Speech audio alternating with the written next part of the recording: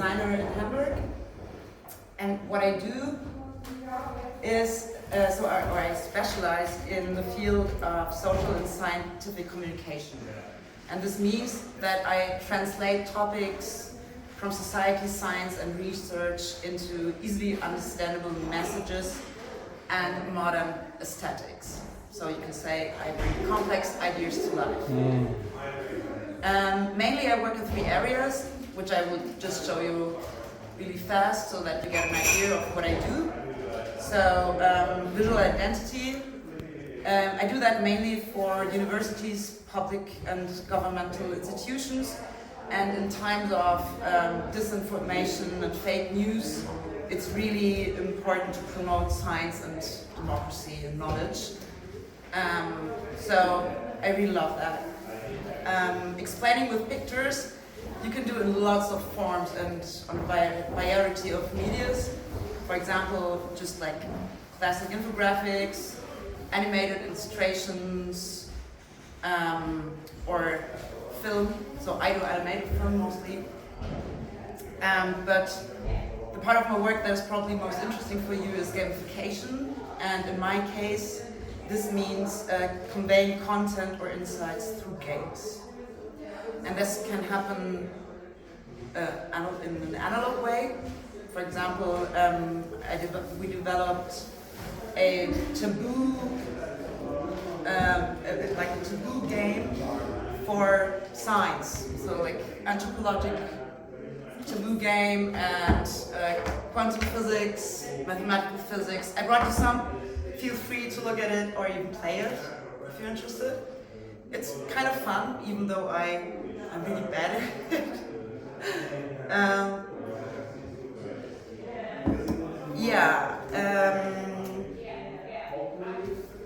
Board games are also a really good way to bring science to life. And what I think is interesting, and it doesn't matter if it's analog or digital, to have a look at already existing games and to implement them on other fields, on other areas. This is a really good way to get inspiration and to develop things in a way. Digital applications offer a great way because of the interactive character to learn stuff in an interactive way. My clients, as I said, come mainly from universities, public institutions and governmental agencies, and what I love about that is that I can combine 2 things that I love doing, so design and thinking. And there's the concept that is called design thinking. I will not go into that very deeply, but what you start with is understanding. So you really ask yourself, what should be communicated? What do I want to teach or show? And what is the target group? And once you have that clear, then you can go on with the concept. Before, you don't do the brainstorming stuff.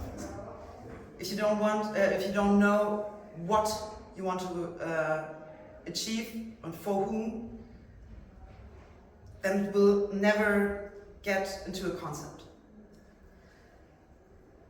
And then comes the implementation. So then comes the doing, the designing. And before you really can design stuff, you have to ask yourself questions beforehand. So technical details. And what tools do I need to use for what I want to achieve? So a little overview, what I ask myself. So is it for print or digital? Because resolution and color system differ if I do the one or the other. And can it have a fixed size? So every time I say, I use pixels, I cannot scale them up. So if I want to make, if I make this small, then I cannot scale it up without quality loss. This is only possible with vector files. Before we deep dive into that, a short thing about color systems, because I get a bunch of questions about that, and I always have problems when people send me PNG, RGB files for print. So please remind, CMYK is for print, RGB is for displays. These are completely different color systems.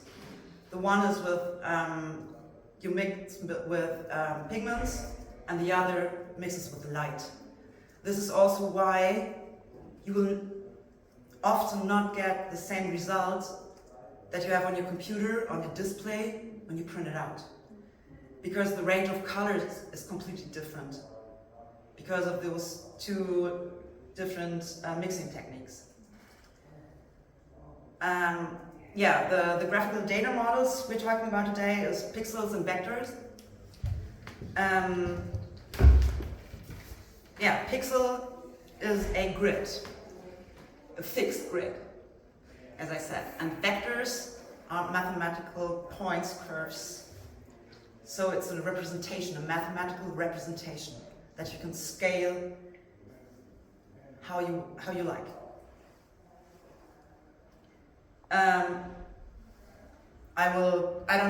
I can upload this so you have the overviews. There's visibility. The really important stuff is the resolution thing. The size also, so vector files are often, or in general, much smaller because it's a mathematical representation. It's not every point has a color, so there's much more information. Let's deep dive into the pixel image. This are some programs you can use to work on pixels. Photoshop, Affinity, and Procreate. I use Photoshop because it's the business standard and I kind of have to be able to communicate with all the other people work on that, but I come to that later because Affinity is a really good option now. Oops. So, let's have a look at Photoshop. You probably all know how vector pixel images work. So you can just scale in and see all the pixels. So you can really, down to the pixels, as you can change everything. You have layers. You can change their behavior. For example, when I have color behind it, I can multiply the layer and you can see it through. It's probably, if you have any questions to that, you just come to me afterwards, I would say. On the other hand, we have the vector files. And we concentrate on the mouse because it's so easy. And here you see that you have these little points and you can just influence them how you like.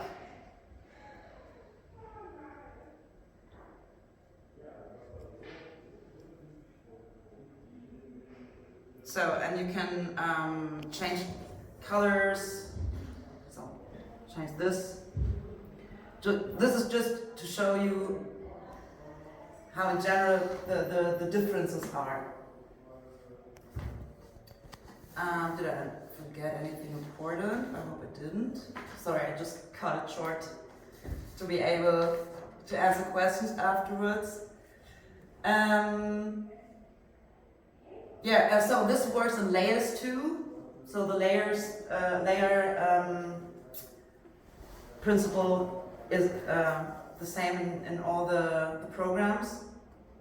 And also, I have to say, I use Illustrator and Photoshop, so the Adobe suite, but the other programs work kind of, the basics are always the same. Perhaps the tools are at another place, but basically it's the same. Important is also that you can, so a vector image you can always transform into a pixel image. So you just export it as a PNG or something, and then you can work on it in Photoshop or any other program. The other way around, it's a bit more complicated, but it works. So if you have, I'm just gonna delete that. If you have a, let me say a logo, and you only have it as a PNG, which often happens, and it's not big enough for print. What you can do is you import it into, for example, Illustrator or Inkscape or Affinity, and there are automatical features for that. So, for example, when I say here,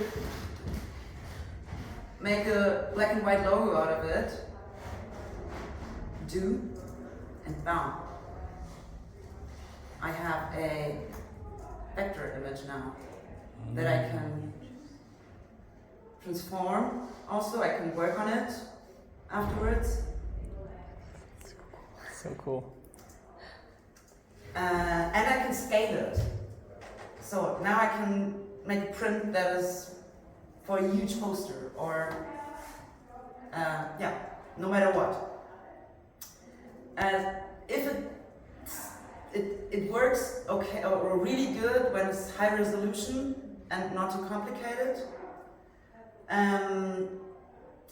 Sometimes you have to draw it. So you put a one layer, your picture, and then you just draw with this brush tool. You can form lines and just draw it. But it also works for sketches. Let me show you. For example, if we take this mouse, then we can also say, okay, do it. And now I have a vector mouse that I can scale infinitely. Yeah, so just to show you the possibilities, if you have any detailed questions, I'm happy to answer afterwards. One short thing about programs. Here are the vector files programs, and a overview. There are online tools too you can use to vectorize images. I didn't try all of them, but most of them work fine. Yeah, and one thing about programs. So, as I said, I use the Adobe suite, which is subscription required, and it's quite expensive, I have to say. So they had the monopoly, so they could just do their prices, and it's the industry standard. So they were in a really comfortable place there. But now, for some years, there was Infinity that came up. It was really cheap, and they developed it in a really good way so that you can kind of use all the things you can, or mostly all the things you can do in the Adobe Creative Suite. You could also do with the different Affinity programs. Now, Canva bought Affinity, and they made a whole new thing out of it. They took all these programs and put it into one app-based thing, which is free. Only if you want to use the AI tools, you have to have a Canvas premium subscription. This is the thing where they earn their money. But if you find a way around that, then it's completely free. And I didn't try the new version yet, but read great reviews about it. And as it is free, just try it out. So you can really try pixel vector things without any costs. So I can, this is not an advertisement thing, I don't get paid for that, but I was really, I love that news. So yeah, and I would love to you to just try out things, like yeah, get inspired and try it by yourself. So, any questions? Could we quickly see your Graveler assets? Some of the assets you made for Graveler? Those. Nice. And before questions and answers, let's thank Britta Kussin for her presentation today. Yeah, the thing is, oh, thank you.